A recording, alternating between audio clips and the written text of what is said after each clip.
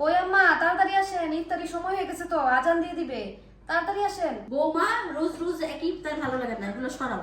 আম্মা, আপনি বম্বে সুইটসের চানাচুর আর টক দই দিয়ে কি করতেছেন? বোম্বে সুইটসের চানাচুর আর টক দই দিয়ে একটা মজাদার খাবার বানাবো, খাইলে তুমিও ফ্যান হয়ে যাবা। আম্মা, আমার তো বম্বে সুইটসের চানাচুর ছোটবেলা থেকে অনেক পছন্দ।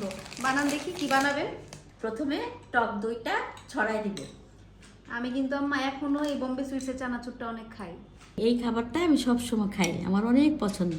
দাও চামচটা। আমি এইভাবে নিয়ে অল্প অল্প করে দইয়ের উপরে সুন্দর করে পুরোটা ছড়াই দিব।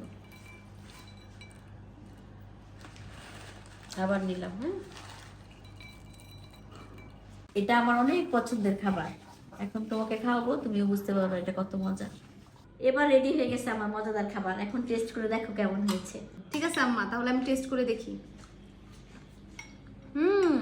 টক দইয়ের সাথে তো বম্বে সুইটসের চানাচুরের মশলাটা অনেক মজা লাগতেছে। আর এখন থেকে আমি এটা প্রায় বানায় খাবো আম্মা। আচ্ছা, আমিও খাই।